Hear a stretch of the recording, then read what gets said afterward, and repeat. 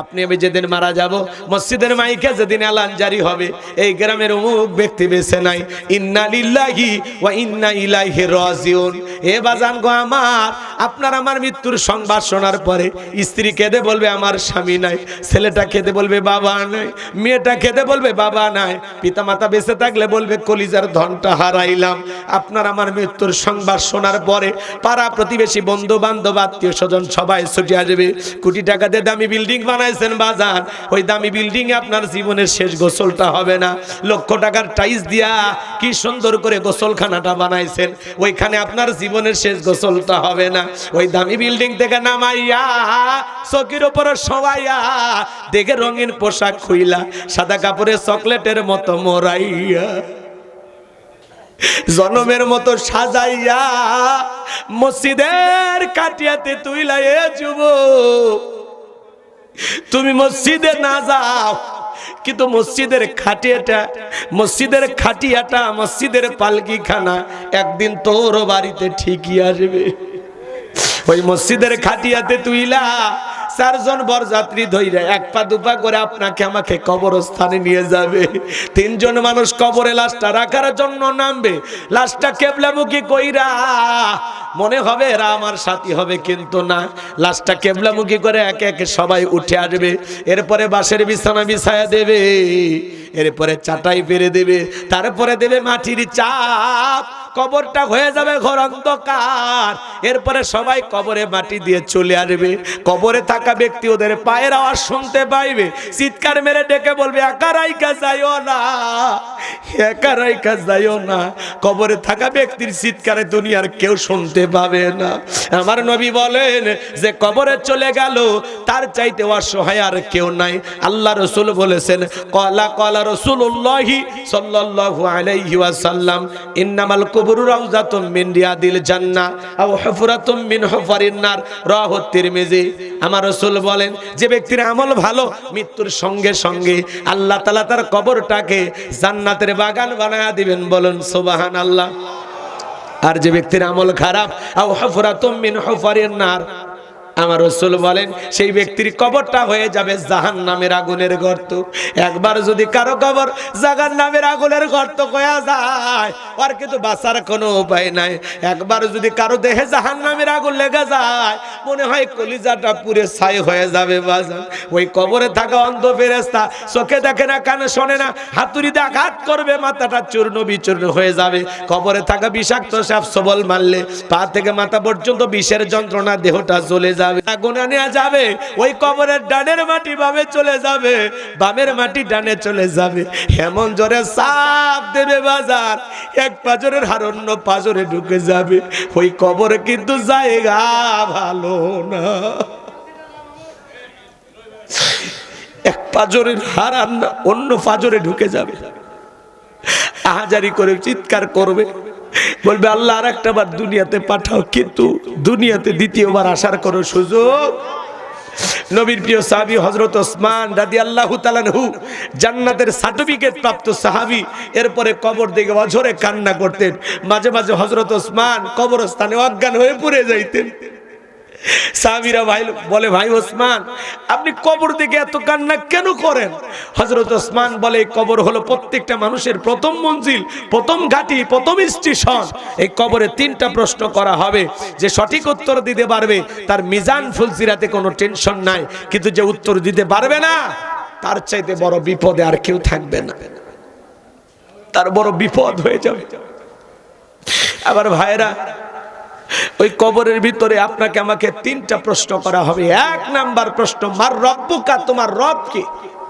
এই দুনিয়াতে যারা রবের গোলামি করেছে, এক আল্লাহর ইবাদত করেছে, এই পৃথিবীর জমিনে যাদের রবের সাথে সম্পর্ক ছিল, জীবনে কোনদিন মসজিদে ঢুকলেন না, রবকে চিনবেন কিভাবে?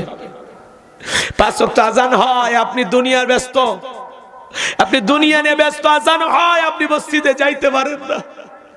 কথা বলেন না কেন? আচ্ছা এই দুনিয়াতে বলেন তো চাকরি আছে যার বেতন আছে, তাই নাই? কথা বলেন না কেন? যে চাকরি করে না সে কি অফিসের বসকে চিনবে? যারা বলে চিনবে।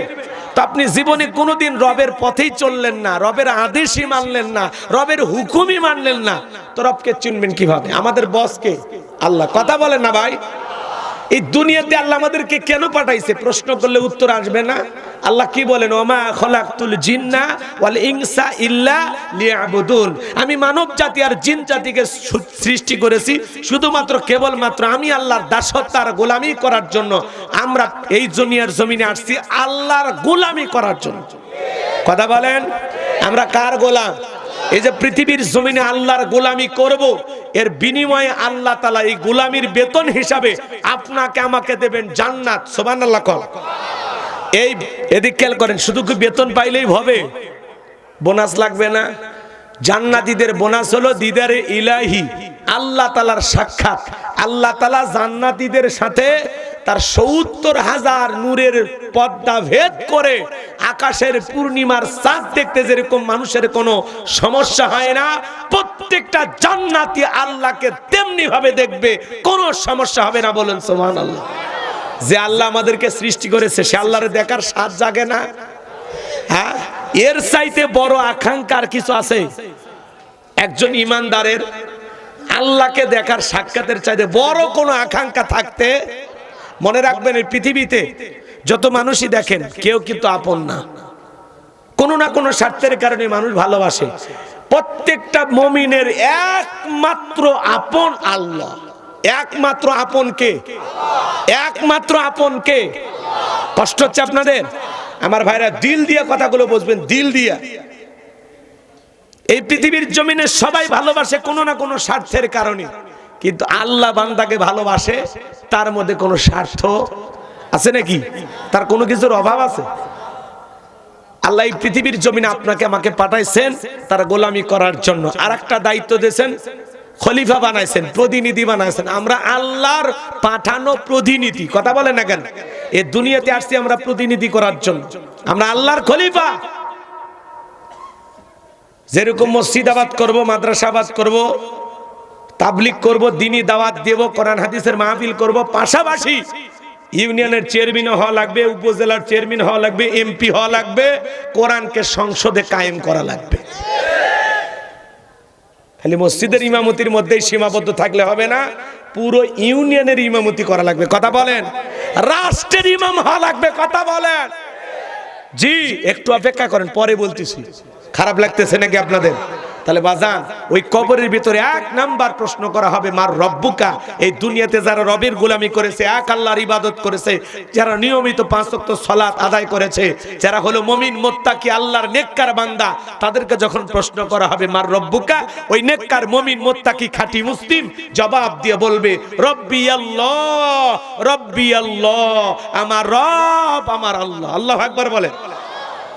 কিন্তু যারা বলেছে খাও দাও ভর্তি করো, দুনিয়াটা মস্ত বড়, দুনিয়ার রং তামাশায় যারা ডুবেছিল, পাপের সাগরে হাবুডুবু খেয়েছিল, যারা শয়তানের ধোকায় পড়ে মিসগাইড হয়েছিল, যারা গুনাহ করতে করতে নিজের জীবনের প্রত্যেকটা সময় ব্যয় করে গেছে বাজান, যারা গুনাহের সাগরে হাবুডুবু খেয়েছিল, আল্লাহর ওই সমস্ত অবাধ্য নাফরমান গুনাহগারদেরকে যখন বলা হবে মার রব্বুকা, তোমার রবকে, ওই বদকার নাফরমান বেঈমানরা জবাব দিতে পারবে না।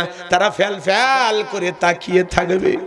হে যুবক, 31 নাইট পালন করার জন্য তুমি ব্যস্ত হয়ে গেছো, হ্যাপি নিউ ইয়ার পালন করার জন্য তুমি ব্যস্ত হয়ে গেছো, কিন্তু কবরের ফার্স্ট নাইটটা কিভাবে কাটবে, কবরের পহেলা রাতটা কিভাবে কাটবে, একটু চিন্তা করার দরকার আছে না নাই? যে অন্ধকার কবর, নাই বাতি নাই সাথী, নাই জানালা নাই দরজা, একা একা কেমনে থাকবো? কেউ তো নাই, কেউ তো নাই, একা ঘরে ঘুমাইতে ভয় পায়, আর 3.5 হাত মাটির ঘরে একা একা কেমনে থাকবো? একটু অন্তরে আল্লাহর ভয় জাগ্রত হওয়ার দরকার আছে না নাই? কবর কিন্তু জায়গা ভালো না, কবর কিন্তু, কথা বলে না কেন? বলবো, এক লাইন বলবো। 6 দিন পরে নখ খসে যাবে, 9 দিন পরে চুল, কবর গাগের সামান নিতে কইরো না কেউ ভুল। কবর জায়গা ভালো নয়, কবর জায়গা ভালো নয়, আমল দিয়ে কবর গৃহ সাজিয়ে নিতে হয়। কবর জায়গা ভালো নয়, কবর জায়গা ভালো নয়, আমল দিয়ে কবর গৃহ সাজিয়ে নিতে হয়। 17 দিনে পেট ফেটে শেষ পোকার খাদ্য হবে, 7 দিন পরে গোস্ত থাকবে না, কঙ্কাল পরে রবে। এই সুন্দর দেহটা পচে শেষ হয়ে যাবে, কবরের বাসটা পচার আগে দেহটা পচে যাবে, পেটটা ফেটে যাবে, পোকাগুলো কিলবিল করে নাক দিয়ে মুখ দিয়ে ঢুকবে, চুলগুলো খসে পড়বে, চামড়াগুলো খসে পড়বে। ভাবতে গাটা শিউরে ওঠে, মালিক কি হবে? কত মানুষের কবর ভেঙে যায়, কি দুর্গন্ধ, নাকি রুমাল দিয়ে যেতে হয়, কথা বলেন না কেন? আবার কত ঘুঘু মুন্সির কবর বের হয়, শত বছর আগে কবর দিয়েছে, কাপনের কাপড়টাও পচে নাই। তার মানে কি কবরে আমলের মেডিসিন নিয়ে ঘুমাইছে, এমন আমলের মেডিসিন। ও ভাই, কেউ যদি কবরে 3টা প্রশ্নের সঠিক উত্তর দিতে পারে, ফেরেশতারা বলবে ঘুমাও, দুলে মেয়ে যেরকম বাসরে ঘরে ঘুমায় ওই রকম তুমি আরামে ঘুমাও, কবর হয়ে যাবে প্রশস্ত, জান্নাত ডেকোরেশন দিয়া আল্লাহ কবর সাজায় দিবে, কবর থেকে জান্নাত পর্যন্ত রাস্তা তৈরি করে দিবে। বলুন সুবহানাল্লাহ। আমল ছাড়া কবরে, কথা বলেন, আমল ছাড়া কবরে কোনো দাম নেই, কথা বলেন। ভাবতে ভয় লাগে না যদি আমার সাথে এরকম হয়? 17 দিনে পেট ফেটে শেষ, পোকার খাদ্য হবে, 60 দিন পরে গোস্ত লাগাবে না, কঙ্কাল পরে রবে, 90 দিন হাড়গুলি সব, 90 দিনে হাড়গুলি সব আলাদা হয়ে রয় কবর, জায়গা ভালো নয় কবর, জায়গা ভালো নয়, আমল দিয়ে কবর গৃহ সাজিয়ে নিতে হয়। ও আল্লাহর গোলামেরা, কারা আছেন নেক আমল দিয়ে কবর সাজাবেন, আল্লাহর বিধান মোতাবেক চলবেন, 5 ওয়াক্ত সালাত আদায় করবেন? হাতটা তুলে দেখান তো দেখি। আল্লাহ আমাদের সবাইকে নেক আমল করে কবরে যাওয়ার তৌফিক দান করেন। একটু জোরে বলেন আমিন, আরো একবার বলুন আমিন। হাত নামান আমার ভাইরা, শোনেন তাহলে কবরে 1 নাম্বার প্রশ্ন, মার রব্বুকা, তোমার রবকে। প্রশ্নের ভিতরে রব শব্দ আছে না নাই? জোরে বলেন আছে না নাই? আমার আল্লাহ রাব্বুল আলামিন বলেন, ইন্নাল্লাযীনা ক্বালু রাব্বুনাল্লাহ,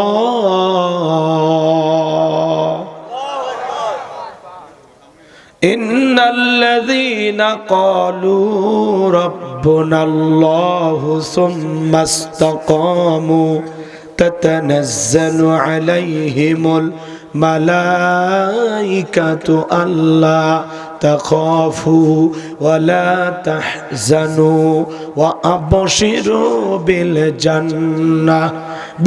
জান্নাতিল্লাতী কুনতুম তুআদুন। যে কোন আয়াত বা সূরার তাফসীর করতে হলে কোন প্রেক্ষাপটে কোন সময় আল্লাহ তাআলা সেই আয়াতটি বা সূরাটি নাজিল করেছেন, সে নাজিলের প্রেক্ষাপট জানা দরকার আছে না নাই?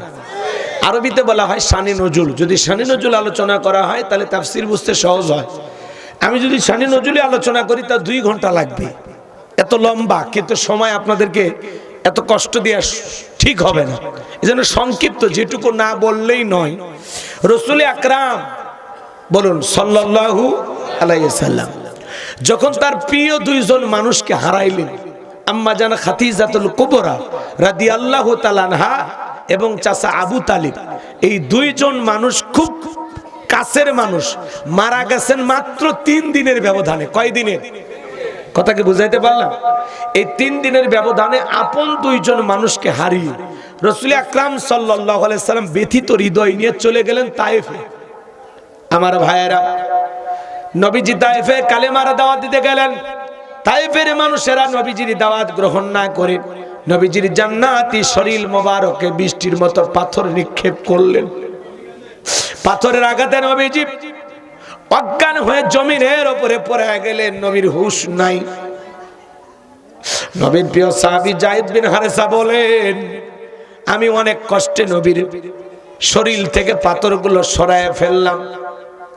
নবীজির যখন জ্ঞান ফিরে আসলো, নবী ডেকে বলে, যায়েদ আমার একটু ওযু বানায় দাও, একটু নামাজ আদায় করব। হযরতে যায়েদ ডেকে বলেন, আমি তাকায় দেখি নবীজির পা মোবারক থেকে আমি যখন জুতা খুলতে যাব, তাকায় দেখি নবীজির পুরোটা পায়ের ভিতরে রক্তগুলো জমাট বেঁধে আছে। অনেক কষ্টে আমি নবীজির পা থেকে জুতা মোবারক খুললাম। এরপরে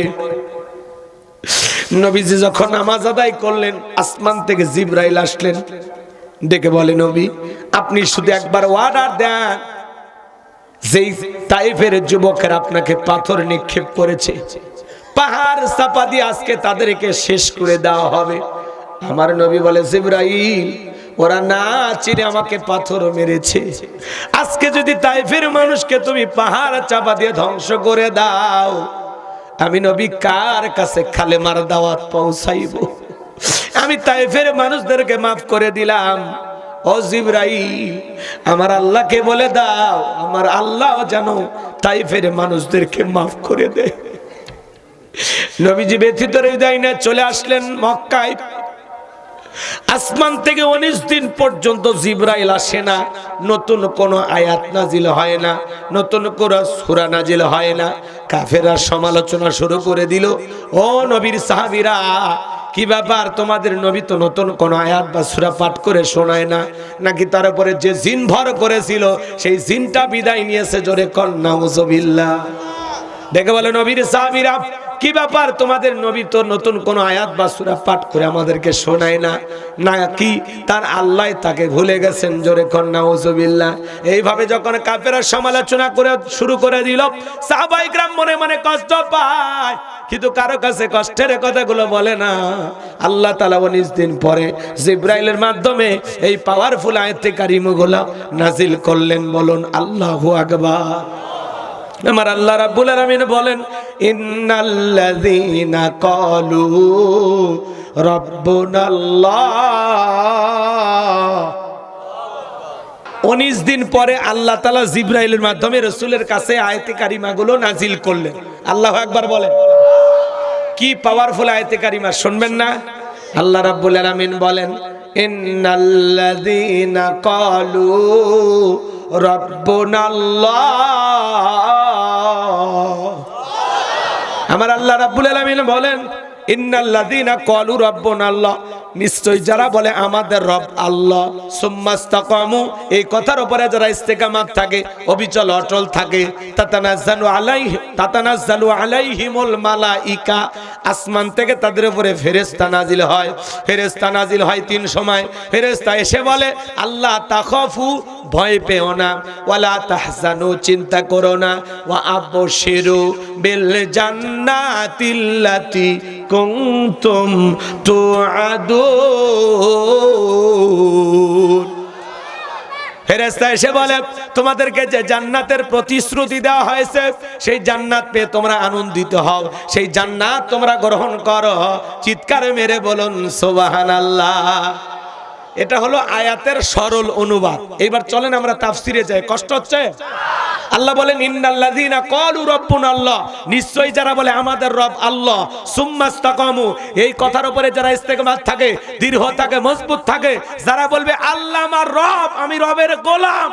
শুনেন পাবনাবাসী, রাস্তার 2 ধার দিয়ে আপনারা গাছ লাগান না? বলেন লাগান কিনা? যখন ঝড় তুফান আসে, আইলা, নার্গিস, হুদহুদ, ফনি, মিগজাউ, মিতিলি, ডানা ফানা, নানান ধরনের ঘূর্ণিঝড় যখন আসে, দেখবেন রাস্তার গাছগুলো ভেঙে রাস্তার উপরে পড়ে থাকে। আবার কিছু গাছ মজবুত ভাবে শিকড় নিয়ে দাঁড়িয়ে থাকে। এর নামই হলো সুম্মাস্তাকামু, ইস্তেকামাত থাকা, দৃঢ় থাকা, মজবুত থাকা, হাজারো ঝড় তুফানে ভেঙে না পড়া। আপনি যখন বলবেন আল্লাহ আমার রব, আমি রবের একমাত্র গোলাম, এই কথার উপরে যখন আপনি টিকে থাকতে যাবেন, আপনার উপরে মামলা আসবে, হামলা আসবে, নির্যাতন আসবে, দেশ ছাড়া করতে পারে, ঘর ছাড়া করতে পারে, আপনার দিকে বুলেট নিক্ষেপ করতে পারে। ইমানদারেরা হাসতে হাসতে ফাঁসির দড়িতে ঝুলবে। এরপরে কোন জালেম কাফের বেঈমানের কাছে মাথা নত করবে না, করবে না, করবে না। এর নাম হলো সুম্মাস্তাকামু, ইস্তেকামাত থাকা, অবিচল অটল থাকা। আর আমরা হইছি সুবিধাবাদ, জিন্দাবাদ। এই মিছিল থেকে ধরে নিয়ে যাচ্ছে, কথা কয় না? কয় তাহলে আজকে মিছিলে যাওয়ার দরকার নাই, কয় দাড়ি টুপি দেখলেই ধরতেছে। এ কথা কয় না? তখন সেলুনের যা করছে, ভাই আপাতত দাড়িটা কাটিয়ে দেন তো, অবস্থা ভালো হলে দাড়ি রাখা যাবে। কথা বলেন ঠিক কিনা? সুবিধাবাদ জিন্দাবাদ আছে না? না। আপনি কি মনে করেন জান্নাত মামুর বাড়ির ডাল গেলে এক ডাবু আল্লাহ খাইতে দেবে? জান্নাতে যেতে হলে আপনাকে পরীক্ষা দিয়ে যাওয়া লাগবে। কথা কয় না কে? আমার আল্লাহ বলেন, আহাসিবান নাসু আইয়ুতরাকু আইয়াকুলু আমান্না ওয়া হুম লা ইফতানুন। সূরা আনকাবুতের 2 নম্বর আয়াতে আল্লাহ জানিয়ে দিলেন মানুষেরা কি মনে করেছে ঈমান এনেছে কথা বললেই ছেড়ে দেওয়া হবে, তাদেরকে পরীক্ষা করা হবে না।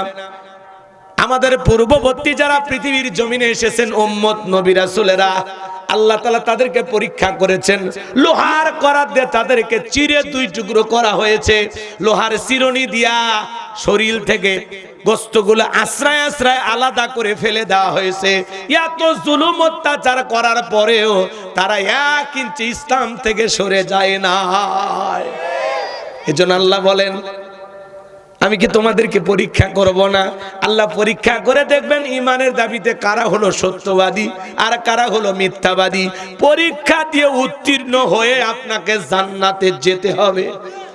আপনি যদি নিজেকে ঈমানদার মুমিন মুত্তাকি দাবি করেন তাহলে আপনার জীবনে পরীক্ষা আসবেই।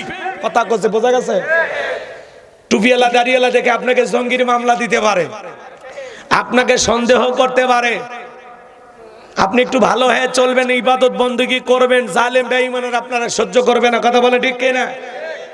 আজকে দেখলেন না ওসমান হাদিকে গুলি করা হয়েছে। আপনি যখন দুর্নীতির বিরুদ্ধে কথা বলবেন, সুদের বিরুদ্ধে কথা বলবেন, ঘুষের বিরুদ্ধে কথা বলবেন, আমার মতো হুজুরকেও তারা টার্গেট করতে পারে। কথা বলেন ঠিক কিনা? বাতিলেরা চায় না এই পৃথিবীতে হক প্রতিষ্ঠিত হোক। কথা বলেন ঠিক কিনা? কিন্তু এই পৃথিবীর জমিনে একদিন সত্য উন্মোচন হবে, পুরো পৃথিবীতে ইসলাম কায়েম হবে, পুরো পৃথিবীতে মুসলমানদের কর্তৃত্ব রাজত্ব, মুসলমানেরা ক্ষমতা পাবে এবং মুসলমানদের সংবিধান হবে আল কোরআন। একদিন পুরো পৃথিবীর ক্ষমতা আল্লাহ মুসলমানদের হাতে দেবে। কথা বলে ঠিক কিনা? সেই বিজয় দেখার জন্য একটু অপেক্ষা করতে হবে। জানি না আমরা দেখতে পারবো কিনা। আমরা না পারলে আমাদের সন্তানেরা দেখতে পাবে, না হলে আমাদের নাতিপুতি পাবে, আমাদের বংশধররা পাবে। আজ হোক কাল হোক, একদিন না একদিন এই জমিনে ইসলামের বিজয় হবেই হবেই হবেই ইনশাআল্লাহ। এবার চলেন আমরা একটু আলোচনার গভীরে প্রবেশ করি। আল্লাহ বলেন ইন্নাল্লাযীনা ক্বালু রাব্বুনাল্লাহ, নিশ্চয়ই যারা বলে আমাদের রব আল্লাহ। ও পাবনাবাসী, ডান হাতটা তুলে শাহাদাত আঙ্গুলি দ্বারা ইশারা করে আসমানের দিকে তাকায়া চিৎকার মেরে বলুন তো আমাদের রব কে? আর একটু জোরে সাক্ষী দিয়ে বলেন তো আমাদের রব কে? একটু জোরে ভালোবেসে ডাক দেন আল্লাহ। আর একটু জোরে বলেন আল্লাহ। হাত নামান বাজান। আমাদের আল্লাহ খুশি না বেজার? গভীর মনোযোগ দিয়ে কথাগুলো শুনবেন বাজান। রুহের জগতে আল্লাহ তাআলা আপনাকে আমাকে প্রশ্ন করেছিলেন আলাস্তু বিরাব্বিকুম, আমি কি তোমাদের রব নই? আমরা সেদিন সবাই জবাব দিয়ে বলেছিলাম ক্বালু বালা, অবশ্যই আপনি আমাদের রব। এই পৃথিবীর জমিনে আসার পরে আল্লাহ রাব্বুল আলামিন সর্বপ্রথম যে ওহী নাজিল করলেন ইকরা বিসমি রাব্বিকাল্লাযী খলাক, পরে তোমার রবের নামে যিনি তোমাদেরকে সৃষ্টি করেছেন। আয়াতের ভিতরে রব শব্দ আছে না নাই? বলেন তো বাজান, রবের জ্ঞান শিক্ষা দেওয়া হয় কোথায়? স্কুল কলেজ নাকি মাদ্রাসায়? জোরে বলেন না ভাই, কোন জায়গায়? কত ছেলে দেখেন না প্রাইমারিতে পড়াশোনা করে, স্কুলের ব্যাগটা কাঁধে আছে, এরপরে দেখবেন পেশাব করতেছে আর লিখতেছে। জিজ্ঞাসা করা হলো বাবা কোথায় পড়া? কয় প্রাইমারিতে। কোন ক্লাস? কয় ক্লাস 3-তে। তো তুমি দাঁড়ায় পেশাব করো, বৈশাখী পেশাব করতে পারো না? তোমাদের স্কুলে কি আদব কায়দা শিখানো হয় না? ওই ছেলেটা বলতেছে হুজুর সেই কথা বলতেছেন, প্রাইমারি পেশাবখানা দেখি সারিতাই মাঝে মাঝে দাঁড়িয়ে থেকে পেশাব করে। তার মানে যেমন দেখতেছে তেমন শিখতেছে। কথা বলেন ঠিক কি না? এজন্য বাজান কত ছেলে কলেজ বিশ্ববিদ্যালয়ে পড়াশোনা করে, পালসার গাড়ি নিয়ে এলাকায় ঘোরাফেরা করে, যখন পেশাবের চাপ দেয় আস্তে করে রাস্তার মধ্যে গাড়িটা ব্রেক করে সেন্টার টান দিয়া কুকুরের মতো দাঁড়িয়ে থেকে পেশাব করে, বসেও না। খালি পায়ের মধ্যে পার্থক্য, মানুষের 2 পা, কুকুরের 4 পা, স্বভাব হলো একই। কুকুরেরও স্বভাব যা, ওই 2 পাওয়া দাঁড়ায় যে পেশাব করে ওরও স্বভাব তাই। কুত্তাও মুতে পানি নেয় না, ওই 2 পাওয়া দাঁড়ায় পেশাব করতেছে ও পানি নেয় না। কথা কর না, শরম লাগে নাকি? হাদিস শরীফের ভিতরে আসছে পেশাব থেকে পবিত্রতা অর্জন না করার কারণে কবরে শাস্তি হবে, আযাব হবে। এক শ্রেণীর মানুষকে শুধুমাত্র পেশাব থেকে পবিত্রতা অর্জন না করার কারণে কবরে আযাব হবে, শাস্তি হবে। তাহলে পেশাব করে ঢেলে কুলুপ ব্যবহার করার দরকার আছে না নাই? একটু টিস্যু পানি নেওয়ার দরকার আছে না নাই? আপনার লজ্জা লাগে না? আপনার 30-40 বছর বয়স, আপনি পেশাব করে কেমনে উঠে আসেন? হ্যাঁ, কত ভক্ত আসে, কয় হুজুর একটা সেলফি। আমি সেলফি পরে আগে 2 রাকাত নামাজ পড় আমার সাথে। কয় হুজুর শরীর ঠিক নেই। আমি বলি এটা তো মহিলাদের সমস্যা, কবে পুরুষের পার হলো? কয় হুজুর এই সমস্যা সেই সমস্যা না, পেশাব করে পানি নেইনি। আছে না নাই ভাই? রাগ করতেছেন আপনারা? ভালো করে বোঝার চেষ্টা করবেন বাজান। পেশাব থেকে পবিত্রতা অর্জন করতে হবে। দেখেন না ছোট ছোট মাদ্রাসার বাচ্চারা কি সুন্দর বৈশা বৈশা পেশাব করে, ঢিলেগুলো ব্যবহার করে। ওস্তাদ বলেছে বাবা দাঁড়িয়ে পেশাব করা হারাম, ওই ছোট্ট বাচ্চা বৈশা বৈশা পেশাব করে। কথা বলেন। এরপরে বাড়িতে যা মাকে সালাম দেয়, বাবাকে সালাম দেয়, কি সুন্দর ব্যবহার। সন্তানকে যদি মানুষের মতো মানুষে বানাতে চান, মাদ্রাসায় পড়ানো ছাড়া বিকল্প কোনো রাস্তা খোলা নাই। এ বাজান গো আমার, আজ পর্যন্ত কোনো হাফেজ আলেমের মা বাবাকে বৃদ্ধাশ্রমে পাওয়া গেল না। অনেক শিল্পপতি, টাকাওয়ালা, সম্পদওয়ালা, তাদের মা বাবাকে বৃদ্ধাশ্রমে পাওয়া যায়। কথা বলেন ঠিক কিনা? এজন্য সন্তানকে যদি মাদ্রাসায় পড়ান, আপনার সন্তান যদি হাফেজ হয়, আলেম হয়, মুফতি মুহাদ্দিস হয়, এই সন্তানগুলো কোনোদিন মা বাবার সাথে খারাপ ব্যবহার করবে না। এরা হবে আদবওয়ালা, আখলাকওয়ালা, চরিত্রবান। কথা বলে ঠিক কিনা? সম্মানিত ভাইয়েরা আমার, গভীর মনোযোগ দিয়ে কথাগুলো শুনে যান বাজান। তাহলে আমরা সন্তানদেরকে মাদ্রাসায় পড়াবো ইনশাআল্লাহ। জোরে বলেন ইনশাআল্লাহ। তাহলে আল্লাহ বলেন ইকরা বিসমি রাব্বিকাল্লাযী খলাক, পর তোমার রবের নামে যিনি তোমাদেরকে সৃষ্টি করেছেন। এই আয়াতের ভিতরে রব শব্দ আছে না নাই? পবিত্র কোরআনুল কারীমের 1 নাম্বার সূরা সূরাতুল ফাতিহার 1 নাম্বার আয়াত। জবান ছেড়ে সবাই আমার সঙ্গে পড়ুন, আলহামদুলিল্লাহি রাব্বিল আলামিন। সমস্ত প্রশংসা, যাবতীয় প্রশংসার একমাত্র মালিক তিনি, সৃষ্টিগুলোর রব, আমাদের প্রতিপালক, আমাদের আল্লাহ যিনি। এই আয়াতের ভিতরে রব শব্দ আছে না নাই? জোরে বলেন আছে না নাই? এরপরে আপনি আমরা যখন রুকুতে চলে যাই, কি তাসবিহ পাঠ করি? সুবহানা রাব্বিয়াল আযীম। ও আলা না, রুকু যা আলা, দেখছেন? সুবহানা রাব্বিয়াল আযীম। রুকু হতে দাঁড়ানোর সময় কি বলি? সামি আল্লাহু লিমান হামিদা, রব্বানা লাকাল হামদ। রব শব্দ আছে না নাই? এরপরে যখন সিজদায় মাথা নত করি, কি তাসবিহ পাঠ করি? সুবহানা রাব্বিয়াল আ'লা, সুবহানা রাব্বিয়াল আ'লা। অনেক মুরব্বি খালি দেখবেন ফিস ফিস করে, সুবহানাল্লাহ কোনে সবিনের তেল কয় আল্লাহ ভালো জানে। স্পষ্ট বলতে হবে সুবহান রাব্বিয়াল আ'লা। এরপরে বাজান গো আমার, সালাম ফিরানোর পরে আল্লাহর কাছে যখন হাত তুলে দোয়া করি, কি বলি? রব্বানা আতিনা ফিদ দুনিয়া হাসানাতাও ওয়া ফিল আখিরাতি হাসানাতাও ওয়া কিনা আযাবান নার। সূরা বাকারা 201 নাম্বার আয়াত। আল্লাহর কাছে ডেকে বললাম, হে আল্লাহ, হে আমাদের রব, আমাদেরকে দুনিয়ার কল্যাণ দান করো, আখিরাতের কল্যাণ দান করো, ওই কঠিন জাহান্নামের আগুন থেকে আমাদের মুক্তি দাও। তাহলে ইহকাল পরকালের কল্যাণ দেওয়ার মালিক কে? জাহান্নামের আগুন থেকে বাঁচানোর মালিক কে? এ যুবক, একটু অপেক্ষা করেন, আলোচনা একটু লাইন মতো তুলি, পরে সাইজ করতেছি। ঘন্টাখানেক পরে বুঝতে পারবেন যে হুজুর কোন কায়দা ওয়াজ করতেছে।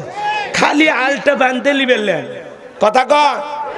বিড়াল ছোট না বড় দেখার দরকার নাই, খালি বিড়াল ইঁদুর ধরবার পারে কিনা সেটা দেখালে। বর্তমান দেশের অবস্থা করুন, বক্তার দরকার তরুণ। মুরব্বী হলে সোবানালার বাইরে যাবে না, যুবক হলে তাও 2-1টা গুতে মারবি। একটু অপেক্ষা করে, খালি শুরু করি।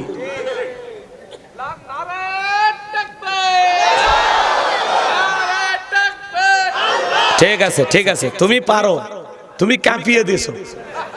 আমার স্লোগান মুখস্থ করছে, আমি ওদের অনেক মাহফিলে বলে ফেলে দেই, দুর্নীতির আলো ঘরে ঘরে চালো। ওই স্লোগান দিছে, দেখছেন? হ্যাঁ, ভালো ছেলে। ঠিক আছে বাবা, শোনা, তুমি চুপ করে থাকো, শেষে তোমার সাথে আমার কথা আছে। রাগ করতেছেন নাকি আপনারা? আমার ভাইরা গভীর মনোযোগ দিয়ে শুনবেন। পবিত্র কোরআনুল কারীমের সর্বশেষ যে সূরা, সূরাটির নাম হলো নাস। তার 1 নাম্বার আয়াত, কুল আউযু বিরাব্বিন নাস। আয়াতের ভিতরেও রব শব্দ আছে না নাই? তাহলে আল্লাহ কি বলেন? ইন্নাল্লাযীনা ক্বালু রাব্বুনা আল্লাহ, নিশ্চয়ই যারা বলে আমাদের রব আল্লাহ। এই পৃথিবীর জমিনে অনেক মানুষকে আল্লাহ জিরো থেকে হিরো বানায়, সামান্য ক্ষমতার চেয়ারে বসায়। ওই মানুষ ক্ষমতার চেয়ার পেয়ে নিজেকে আনা রব্বুকুমুল আলা বলে দাবি করে। সাওয়ালা থেকে প্রধানমন্ত্রী বানায় কে? নিঃস্ব, পৃথিবীতে দেখার কেউ নাই। বাপ মা 14 গোষ্ঠী মারিয়া শেষ করে ফেলে দিছে। সেখান থেকে আল্লাহ প্রধানমন্ত্রী বানায়, আর ক্ষমতার চেয়ারে বসে দাড়িওয়ালাদেরকে জঙ্গি বলে মামলা দিয়ে জেলখানায় ঢুকায়, আলেম ওলামাদেরকে হত্যা করে। কথা বলেন, শাপলা চত্বরে রাতের আধারে আলেমদের বুকে গুলি চালায়। কথা বলেন না কেন? কত বড় বাহাদুরি ছিল, ক্ষমতার কত দাম্ভিক, সব ছেড়ে চলে গেছে। কথা বলেন ঠিক কিনা? আবার মাঝে মাঝে বলে আমি দেশের কাছে আছি, শর্ট করে ঢুকবো। তো বের হওয়ার আগে চিন্তা করেনি যে আবার আসা লাগবে, তাহলে কেন বের হলেন? কথা কয় না কেন? আপনার যদি দেশ ঝোকারই স্বাদ থাকে, ইচ্ছা থাকে, তাহলে বের হওয়ার দরকার কি ছিল? খামাখা আমাদের বিপদে ফেলায় গেছেন। কথা কয় না কেন? আপনি আসেন, মেয়ে মানুষ কতদিন বাইরে থাকবেন, মায়া লাগে তো। কথা কয় না? এদেশে আসেন, এদেশ আপনার বাবার, এদেশ আপনার স্বামী, আপনি আসেন। কথা কন, বুবু আহিবা তুমি আইবা গো, সেই দিন আইসা বুবু ক্ষমতা পাইবা না। খোঁজ নাই বহব কাদের কাকার, অবস্থা খারাপ দরবেশ বাবার, হাউন আঙ্কেল এখন সামনে আসে না। নেতা কর্মী সব জেলের ভিতর, বুবু আছে ডরের ওপর, কখন জানি আসে গ্রেপ্তারি পরোয়ানা। বুবু আহিবা তুমি আইবা গো, সেই দিন আইসা বুবু চেয়ার পাইবা না। ক্ষমতার চেয়ার থেকে না আমার সংস্কৃতি ওই চেয়ারে ওটা কঠিন। কথা বলে ঠিক কিনা? আর আমরা আগামীতে সিদ্ধান্ত নেব খুব বুঝে শুনে, যেই দলেরই হোক পুরুষ হবে আমাদের নেতা। মেয়ে মানুষের রাগ বেশি, জেদ বেশি। দেখেন না, স্বামীর সাথে ঝগড়া লাগে, হাঁড়ি পাতিল ভেঙে ফেলে দেয়, স্বামী স্কুলে আছাড় মারে, রাগ করে সংসার তুই বাপের বাড়ি চলে যায়, রাগ করে 20 কোটি জনগণ রাখে পালিয়ে গেছে। সিদ্ধান্ত নেওয়া লাগবে, যে দলেরই হোক পুরুষ হবে আগামীতে আমাদের প্রধানমন্ত্রী। কারা চান হাত তুলে দেখা? লিল্লাহে তাকবীর। নারীদের দেখার দিন শেষ, আগামীতে পুরুষের বাংলাদেশ। বহু বছর ধরে নারী অভিভাবক মানা যায় না, এবার পুরুষ দরকার। এ রাজি আছেন? কথা ঠিক আছে? হ্যাঁ, মেয়ে মানুষের ওই জন্য তো রাগ বেড়ে গেছে, খালি কিছু হলেই নারী নির্যাতনের মামলা দেয়, আমাদেরকে মারিয়ে পিটে শেষ করে। কারো কাছে বলা যায় না পুরুষ নির্যাতনের মামলা আছে? নাই, নারী নির্যাতনের মামলা আছে। এই জন্য ওই পাগলিরা খুব বেড়ে গেছে, ওদেরকে সাইজ করার জন্য হলে একটা পুরুষের দরকার আছে। কি কর না কেন?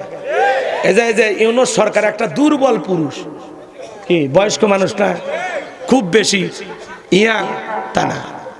এরকম একটা পুরুষ যদি ক্ষমতাতে আসে, 70 টাকার এলু 20 টাকার দামে, 14 টাকার দামে, আগামীতে যদি ওনার চাইতে একটা শক্তিশালী ভালো পুরুষ নেককার আল্লাহওয়ালা যায়, কি বলেন? আরো সুন্দর হবে না? জি ইনশাআল্লাহ। আল্লাহ সেই দিন আসবে, আল্লাহ কবুল করেন। যারা কোন আমিন।